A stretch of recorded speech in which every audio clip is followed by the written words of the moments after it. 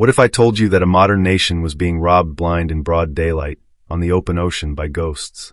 Not with pirates and cannons, but with a technology so advanced, it felt like something out of a science fiction movie. Imagine a supertanker, over 1,000 feet long, carrying nearly 100 million gallons of crude oil, tracked by satellites every second of its journey. It never stops, never slows, never meets another ship. Yet, when it arrives at its destination in Europe, it's bone dry. The oil has simply vanished. This wasn't a one-time freak event. It was a systematic heist, a phantom menace draining the lifeblood of a nation. This is the story of how one man, Ibrahim Traoré, faced an impossible crime and turned the tables on the thieves in the most brilliant counterattack in modern history. If you've ever felt like you were fighting an invisible force, hit that like button to let me know you're here. The answer to that question began not in a high-tech command center, but in the dead of night with a single phone call. The date was etched into history, 2:47 a.m. The humid air of Ouagadougou, thick with the sound of crickets, was sliced by the urgent ring of a secure line in Ibrahim Traoré's private residence. On the other end was Maritime Minister Captain Salif Sawadogo, his voice tight with a professional's disbelief. "Mr. President," he stammered, the exhaustion of hours spent fielding frantic calls from European ports cracking his composure. "It's the Rotterdam delivery, the Burkina Star." Traoré sat up, instantly awake. The captain continued, his words painting an impossible picture.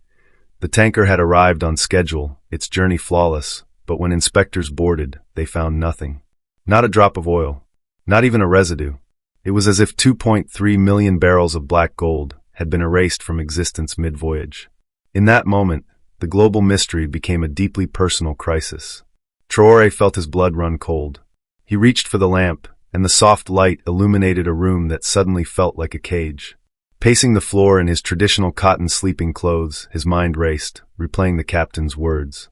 "This makes no sense, Captain." Ibrahim's voice was sharp, cutting through his own shock. "Standard maritime protocol requires continuous cargo monitoring. Our own GPS, Lloyd's of London's tracking data. You're telling me every single system agrees the Burkina Star traveled from the port in Ghana to Rotterdam in exactly 14 days without a single deviation? Without stopping for a single second?" "That's correct, Mr. President," Sawadogo confirmed, his voice heavy with defeat. The crew reported normal operations throughout.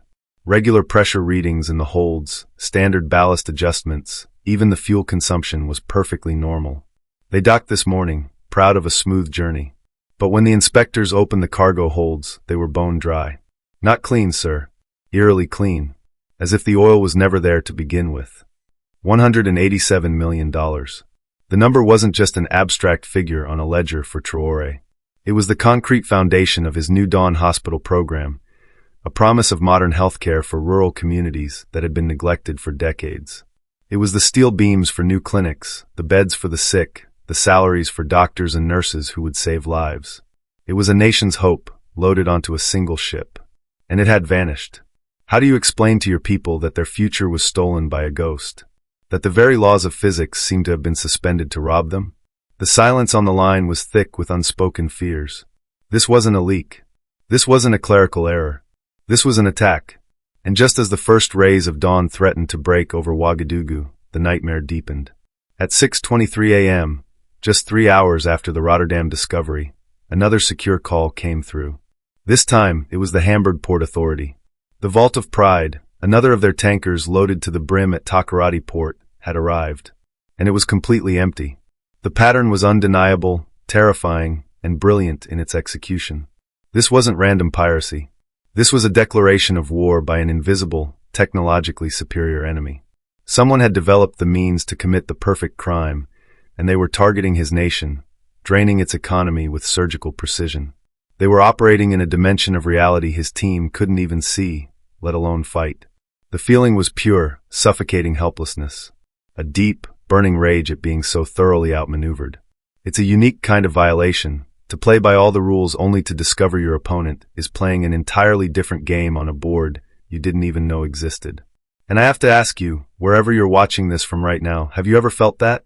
That feeling of being systematically cheated by a hidden system, where your best efforts are made meaningless. If you know that feeling, just type the word rigged in the comments below. Let the world know this is a shared struggle. Staring out the window as the sun rose, Traoré felt the full weight of his nation's vulnerability. To announce the thefts would be to admit defeat. It would cause mass panic, shatter faith in his leadership, and send shockwaves through the global oil market, making them look weak and incompetent. The thieves would win. But to stay silent felt like complicity. It was in that moment, staring into the dawn of his country's greatest crisis, that a cold, hard resolve began to form. The enemy expected him to scream. They expected him to panic. They expected him to follow the rules of a game they had already rigged. He would do none of those things. He would enter their world. He would become a ghost himself. In the highest echelons of power, silence can be the most audacious act of war. While his ministers advised immediate international announcements and public condemnation, Traoré made a decision that defied every conventional political instinct. He chose silence. In a closed-door meeting with only his most trusted maritime and financial security chiefs, he laid out the terrifying truth and his even more terrifying plan. To announce this, he said, his voice low but firm, is to tell the world we are helpless. It's to admit we have been violated and can do nothing about it. Our enemy, whoever they are, expects us to panic. They expect us to run to the global stage and plead for help. We will do the opposite. We will show them nothing. We will let them believe their ghosts are real, that their methods are perfect. We will let them continue. The room was stunned. Let them continue stealing hundreds of millions of dollars? It sounded like madness, but it was the cold, calculated madness of a master strategist. He wasn't admitting defeat. He was laying a trap on a global scale. The operation was given a name, whispered only in the most secure chambers: ocean recovery. It was not a recovery mission in the traditional sense. It was an intelligence operation designed to turn the enemy's greatest strength, their invisibility, into their ultimate undoing. That very day, encrypted, back-channel communications were opened with the naval commands of Nigeria and Ghana. Traoré didn't plead for help. He presented a proposition. He laid out the evidence of the thefts, which their own intelligence agencies had started to notice as quiet anomalies in their own shipping manifests. He framed it not as Burkina Faso's problem, but as an attack on African sovereignty itself. Today it is our oil, the message read. Tomorrow it will be your cocoa, your diamonds, your lithium. An enemy that can make wealth disappear from a moving ship can bleed our entire continent dry without firing a single shot. The response was swift and resolute. A secret, joint naval task force was formed, pooling the most advanced surveillance assets and the sharpest minds from 3 nations, united against a common, faceless foe. The plan was as simple as it was brilliant. They would turn their own oil tankers into Trojan horses. Under the guise of routine maintenance, elite engineering teams worked in secrecy, retrofitting the massive vessels with state-of-the-art monitoring systems. This wasn't just GPS. They installed military-grade, submersible acoustic sensors designed to listen for any anomalous frequencies near the hull. They embedded high-resolution sonar imagers into the ship's bottom, capable of painting a 3D picture of the surrounding water. Most importantly, they integrated financial trackers into the cargo manifests, systems that could trace the unique chemical signature of their crude oil and flag it if it ever appeared on the open market under a different bill of lading. Then came the hardest part, the wait. For 3 agonizing weeks, the trap was set, but the ocean remained quiet. 2 more tankers departed, filled with the nation's wealth, sailing out like lambs to a potential slaughter. In Ouagadougou, the pressure on Traoré was immense. The treasury was hemorrhaging money. Political opponents were starting to murmur about economic mismanagement. He had to stand before his people and speak of progress and strength, all while knowing that he was sanctioning the theft of their future, betting everything on the hope that the enemy's arrogance would be their downfall. Every morning, he expected the call. Every morning, there was nothing. The enemy was patient. But so was he. He was playing their game now, a game of ghosts and shadows. And he was determined to hunt them down in the dark. The bait was in the water. The entire continent held its breath, listening for a single, telltale ping in the deep. 3 weeks after the trap was set, in the dead of the Atlantic night, it happened.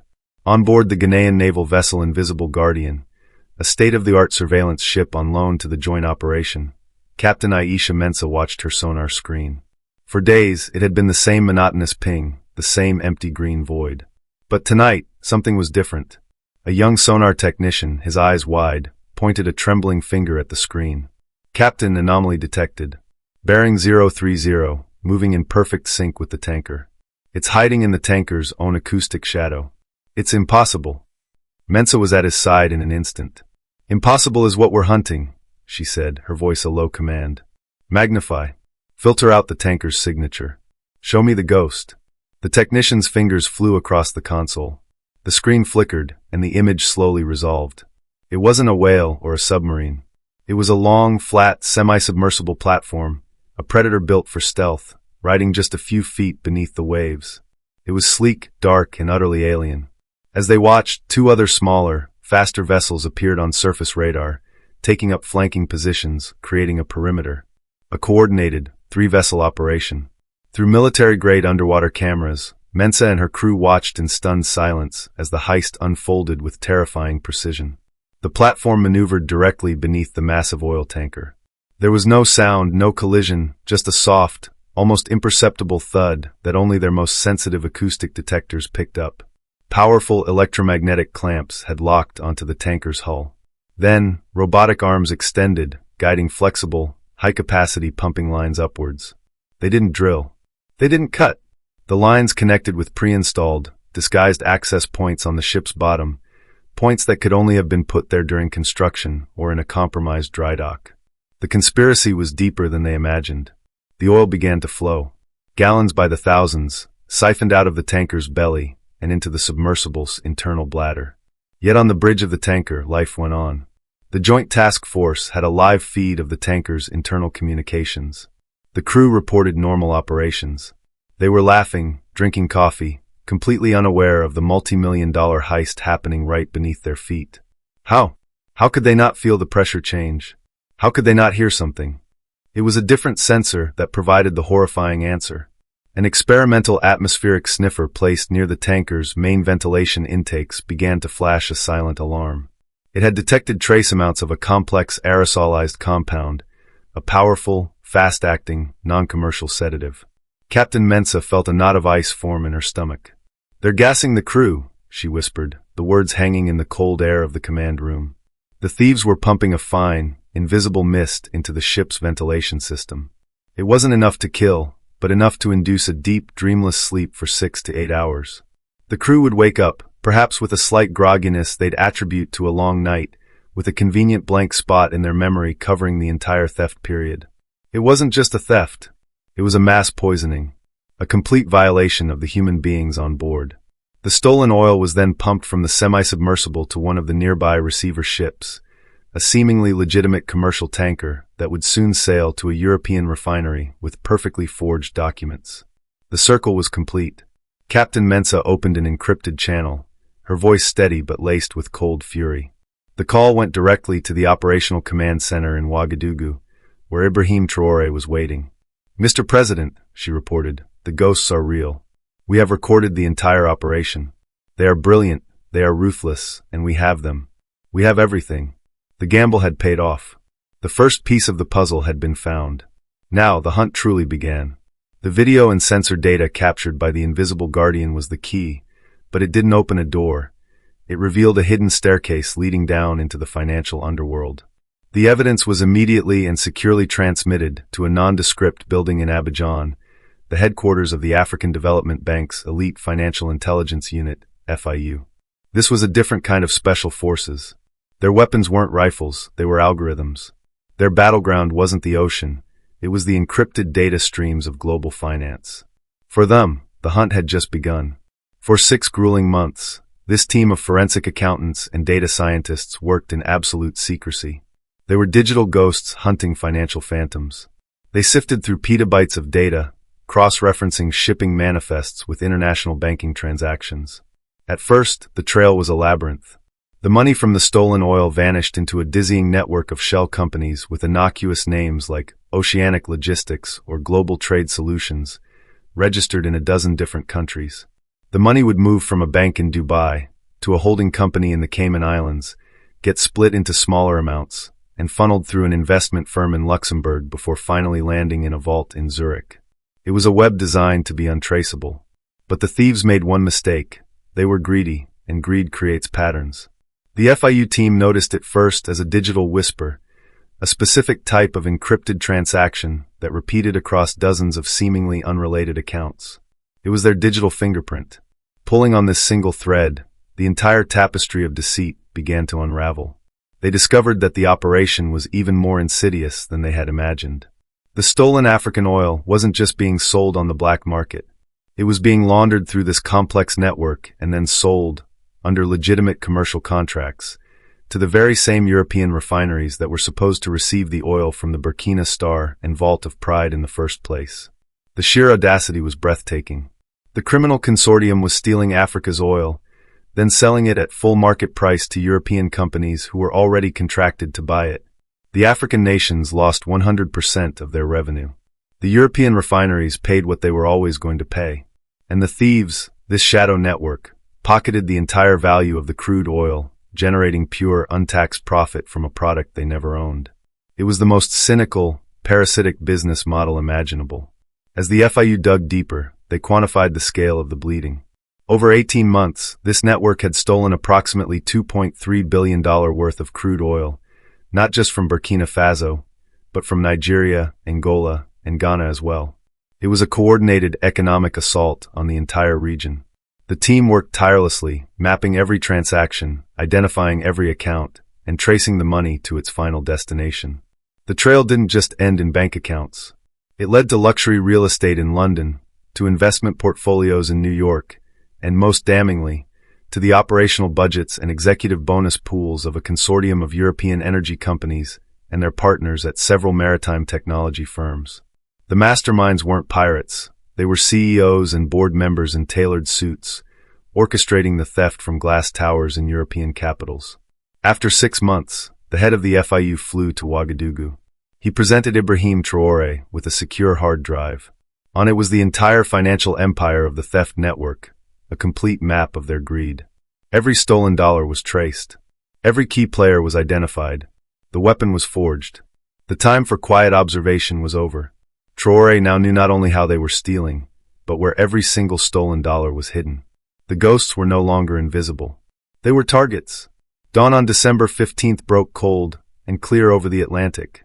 6 months of painstaking intelligence gathering, of silent waiting and agonizing patience, were about to culminate in a single, perfectly synchronized global operation. From a secure command center in Ouagadougou, Ibrahim Traoré gave a single, encrypted command that was relayed to naval commanders and financial attaches across the globe. Ocean recovery is a go. Execute. What happened next was a military and financial blitzkrieg of unprecedented scale and precision, a testament to African cooperation. At sea, a coordinated fleet from 15 African nations descended upon the unsuspecting theft network. This wasn't a tentative patrol, it was an overwhelming show of force. Off the coast of Angola, Nigerian stealth frigates emerged from the morning mist, surrounding a receiver tanker as its crew was preparing to take on a load of stolen crude. Simultaneously, hundreds of miles away, Ghanaian special forces, rappelling from silent helicopters, boarded a semi-submersible platform mid-heist, its crew too stunned to even resist.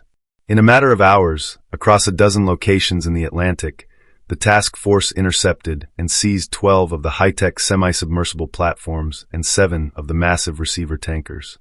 The physical fangs of the criminal empire were pulled, not with a bloody battle, but with the cold, undeniable efficiency of a superior strategy.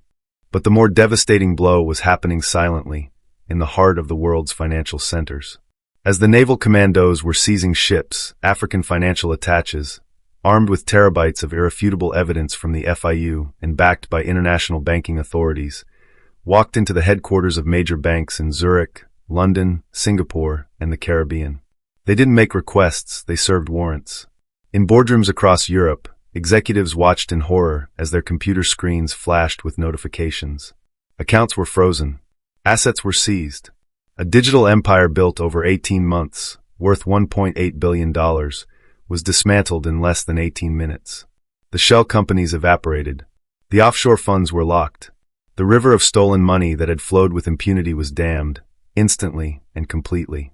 The world awoke to stunning headlines. A consortium of powerful European energy corporations and maritime technology firms was publicly named and exposed, their stock prices plummeting. The evidence was not just damning, it was absolute. Through a secure channel, Ibrahim Traoré addressed an emergency session of the African Union Maritime Assembly. His face, projected onto a large screen, was calm, but his words were fire. For years, they have told us that Africa's weakness is its disunity. Today, we show them Africa's strength is its purpose. They did not just steal our oil, he declared, his voice ringing with historic weight. They used our own stolen resources to fund the expansion of their criminal enterprise across our continent. They were building an empire on our loss. Today, we take it all back. The legal fallout was a tidal wave. Faced with undeniable proof, the implicated companies were forced to pay an additional $400 million in damages and penalties. But Traoré's final move was his most brilliant.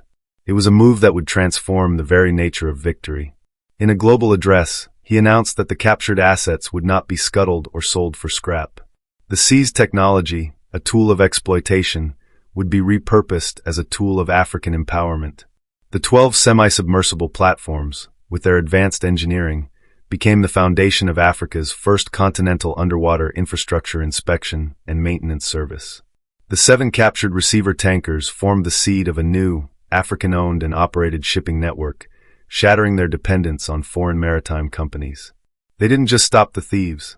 They took the thieves' weapons, melted them down, and forged them into the tools of their own liberation. The story of the empty tankers didn't end with the capture of the thieves. It ended with the birth of a new African dawn. In the 2 years that followed, the ocean recovery operation didn't just retrieve the stolen revenue. It generated an additional $3.2 billion through legitimate maritime security operations, shipping services, and by licensing their captured and repurposed technology to other nations facing similar threats. The African Continental Maritime Security Initiative, born from this crisis and once overseen by the promoted Captain Sawadogo, now protects the continent's shipping lanes, generating over $500 million in revenue annually and making them among the safest in the world. This is the ultimate lesson. The greatest response to violation is not just recovery, but transformation. It's proof that the most profound victories for sovereignty are not always won with guns and warships, but with intelligence, unity, and the audacity to turn an enemy's weapons into your own tools of prosperity. It started with a ghost ship, a symbol of loss, and ended with a continent taking control of its own destiny. And if this story resonates with you, if you believe in the power of courage and intelligence to reshape our world, then join this community by subscribing to the channel. Let's continue to uncover the stories that prove the human spirit can never truly be vanquished.